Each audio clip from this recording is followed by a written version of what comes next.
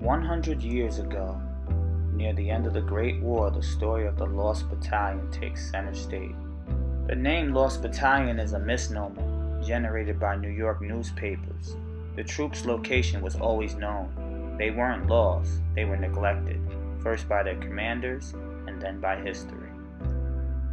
When U.S. troops entered the war in early 1917, bloody trench warfare had left the opposing armies at a standstill, and the Allies were praying for something to successfully pierce the German line.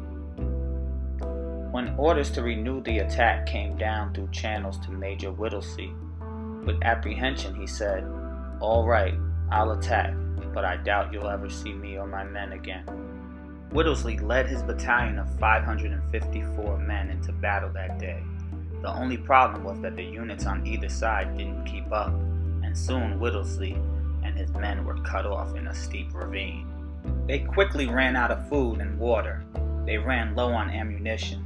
Pinned down by enemy fire on all sides, they resisted snipers and attacked by waves of well-supplied enemy troops. Omer Richards, who was the caretaker of the 1st Battalion's pigeons, carried a cage with 8 birds, who were trained to carry messages back to division headquarters during the advance through the enemy line, became vital. Whittlesey's small force had broken through their defense line. It never occurred to the Germans that his detachment was an isolated group with no support behind it.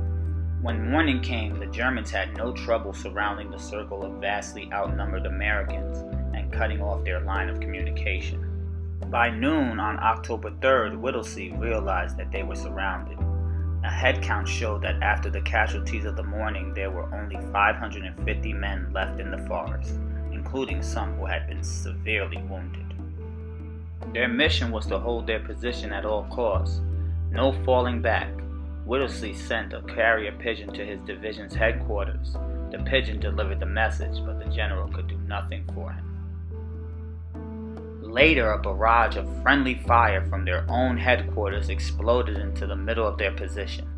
The heavy downpour of American shell fire kept on smashing and roaring all over the Lost Battalion. There was only one pigeon left in Omer Richards' cage, named Sher Ami. Whittlesey wrote a message and handed it to Richards. "Our own artillery is dropping a barrage directly on us. For heaven's sake, stop it." That was a night of agonized suffering and hunger. Even many of the unwounded men were too weak to join in the work of digging graves. Whittlesey's plight was now well known all over the United States from a dramatic newspaper report on the trapped force, the Lost Battalion. Whittlesey's dwindling survivors endured the most frightening ordeal of the week the next day, Sunday, October 6th, when Germans carrying flamethrowers advanced into their lines of defense for more than 2 hours. Even after suffering back-to-back tribulations, the Lost Battalion stood firm.